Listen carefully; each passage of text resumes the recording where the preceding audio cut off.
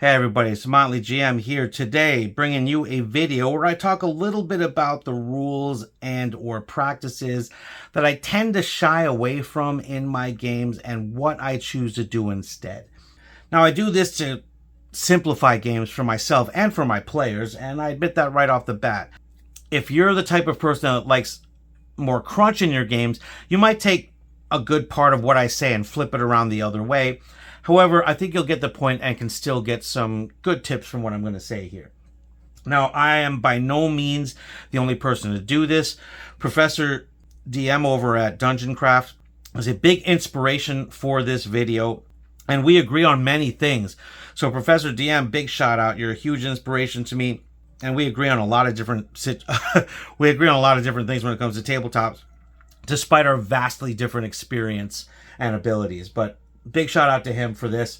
However, a lot of my own experience, along with things I've heard other channels say in different live streams or videos they've done, and it's all kind of mashed together into what I'm going to present to you here today.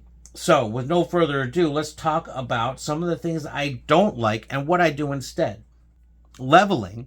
I'm not a big fan of XP. I know a lot of people don't agree with me on that. However, XP to me just slows and bogs down the process of preparing more than even the game itself. Because as a GM, you have to mathematically figure out how much experience everything gives them and get them to level up at the time you want. And to me, that's too much. What do I do instead? Milestone. Primarily do milestone because then I can choose based on the adventure and the characters when they level up and when they don't.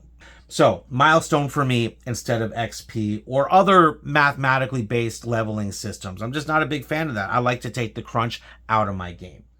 One thing about 5th edition I didn't like was death saves. Not a big fan of the death save because in my games I feel death should be permanent and or at least present and always looming.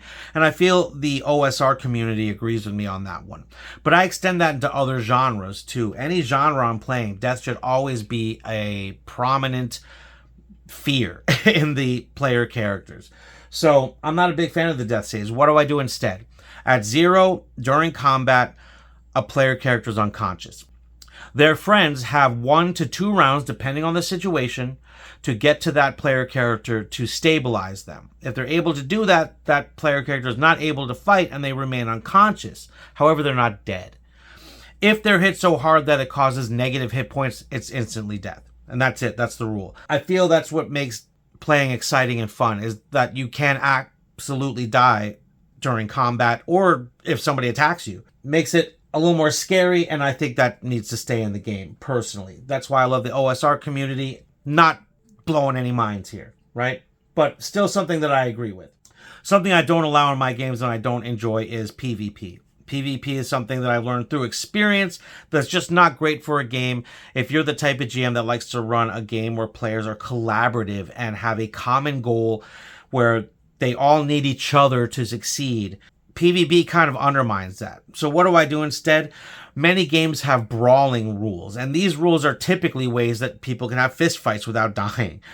Dueling rules might also apply here if you don't use the death stuff and just, it could get to the point of knocking out. That's what I do. I use some form of a brawling or dueling rule that allows players to fight it out but not kill each other. Something I will not allow in my games ever again after I've done it twice before is multi-classing.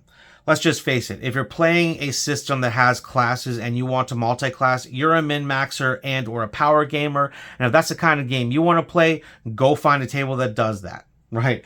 But as far as in my tables, multi-classing, no. It undermines the idea of the classes, and again, it's just for power gamers and min-maxers, and they tend not to be the most fun to play with if you're in a more heavy role-playing style game. If you really want to be that specific, then play a classless system. There's plenty of them out there, and they can easily be used to tweak to the exact type of character you want. Even you edgelords that want to be edgelords, you know, it's totally there. Use those instead of playing a class system. Otherwise, just be okay with the classes that are available and stick with those when you're playing as a player. And as a GM, it's okay to say no to multi-classing unless you really want that in your game. One of the things I'm not a big fan of that some people give me some hate for is I don't like spell slots. I don't feel spell slots really make a whole lot of sense. What do I do instead of spell slots? I typically use spell points, which essentially is 1 point can cast a spell level. So if it's a level 1 spell, it costs a point. If it's a level 2 spell, it costs 2 points, etc., etc. This makes it super easy. And they have a relatively limited pool of those. And it's essentially, those are spells they can cast automatically, or they can just cast them. After those spell points are gone, I go to a roll to cast system where they roll a d20 to beat usually a DC of 10 to 12, depending on what they're doing. And as long as they beat that, they can cast the spell cast. Anything below that is a failure, and critical failures are critical in this case. DCC does a great job on that one. You can check out how they do it, but I've adopted a similar idea when it comes to spell casting because I feel it makes it more fun and makes Magic not only feel powerful, but also dangerous. And I think that's an important aspect of the game. Something I don't like to do as a GM, which I've heard a lot of other GMs do, is excessive skill checks. Don't use a lot of skill checks. Only use skill checks in places where things are very difficult or near impossible. If you're blocking off progression of the game for a skill check, then you as a GM are failing and you need to change that. On the flip side of that, I don't let players do unlimited tries for skill checks. How do you solve this problem? Well, it depends on the size of your group, really. But what I typically do is on smaller groups, up to maybe 6 players, you can let everybody try once. And that's it. If it's any larger than that, or if even the 6 players seems too much for you, the better way that I found to do this recently is just choose the 2 most capable people of that skill and let them try. If they succeed, everybody succeeds. And then just move on from there. It makes it a lot quicker and a lot more fun. You can always take what I've said here and adjust it to what you feel is more reasonable for your table. One of the other things I don't allow in my games is for PCs to in any other way control another PC through magic, through the gods, through whatever means. PCs maintain their agency, period. There is no thing I do instead. That just doesn't happen. On another note, and to kind of switch gears here, something else I don't allow is too much choice. This extends to spells, to species and ancestries in games. When there's too much, it often becomes too convoluted and almost overwhelming. And especially for new players, when you have so much choice, it becomes a task and not something you're doing for fun. So I like to limit spells. I really enjoy games that limit spells to 100. I would argue personally more than 150 spells, 175 maybe. Once you get more than that, you start just becoming more problematic. Now, if you're playing a super high fantasy, high power game, it's really difficult to maintain that. I've tried that before, but it can be done. And if you like that, fine. For me, I like to limit choices on those things depending on the game I'm running and the world that they take place in. And GMs, it's okay to say no. It's okay to say no to spells. It's okay to say no to species. It's all right. It's about what fits the game that you're playing. The idea of one night's rest completely healing somebody never really made sense to me. Not even in a mechanical way. It's just kind of silly that one night's rest brings back all the hit points, all the wounds are healed, all the bones aren't broken. It doesn't make sense to me at all. I think 5 Torches Deep and DCC does a great job of this, where essentially one uninterrupted safe night of rest gives you 1 hit point. And that really does replicate the slow healing process the body takes. You look for magic and or medical assistance to speed that up in games. However, if all you're doing is resting, it should be a very slow process. Now, I'm going to admit right away, the next one I'm going to talk about here is me stealing ideas from other games. Or in this case, I'm stealing dice from 2 different games.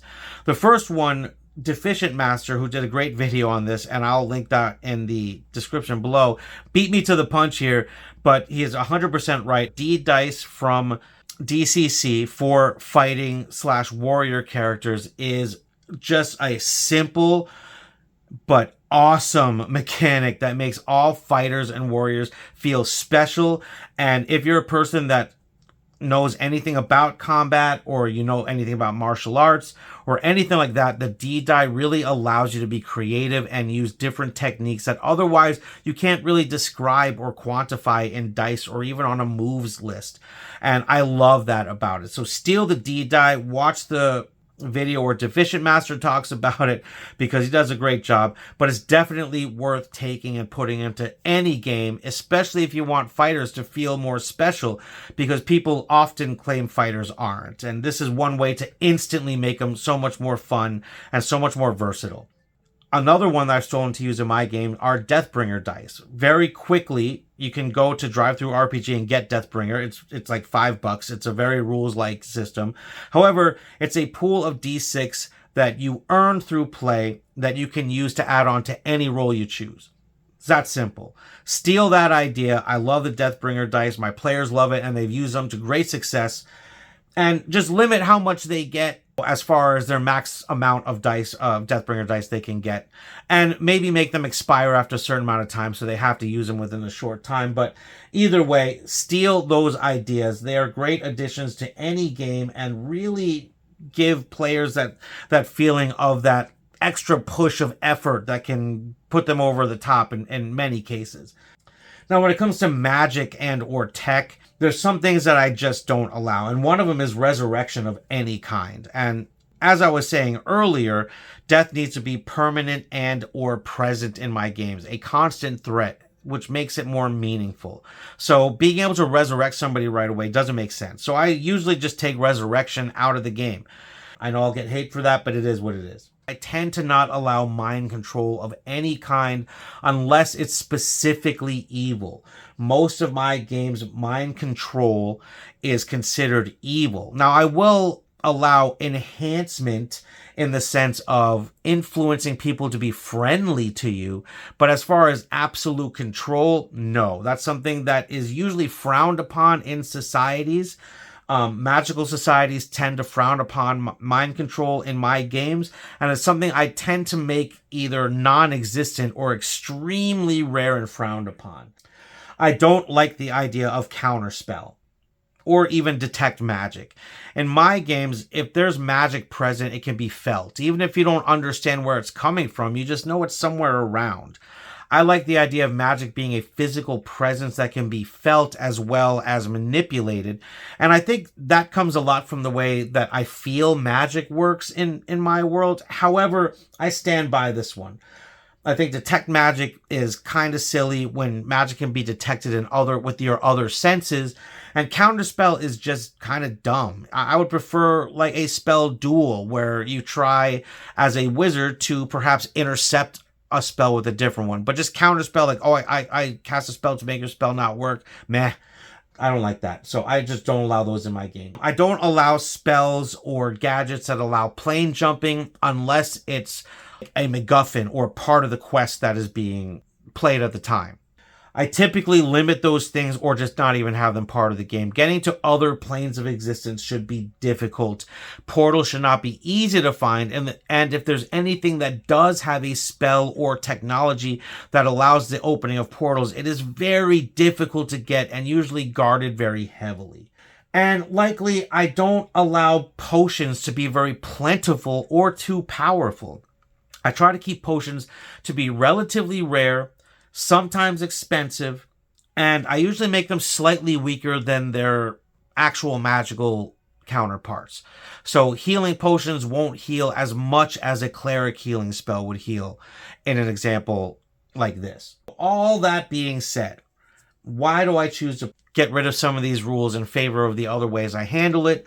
I do this because it's easier for me as a GM, and I think that's important. As a GM, if you can make things easier for yourself, you're going to have a lot more fun creating. And I feel GMs all have that bit of creative in them that really wants to get out. It's one of the beauties of tabletop games is being a creative outlet. For me, streamlining some of these rules takes more of the crunch out of games, and the Motley GM way is taking crunch out of games. I always try to simplify as much as I can to increase my ability to be creative while still maintaining continuity with the system or the game that I'm playing. At the end of all of it, I do it because of Rule 0, right? Rule 0 says all the rules are up to the GM and the GM gets to make the decisions. So yeah, that's what it comes down to. As a GM, for me, it's a lot simpler and more fun, so I'm going to run it that way. And most of my players actually appreciate it, and I've never had a complaint yet.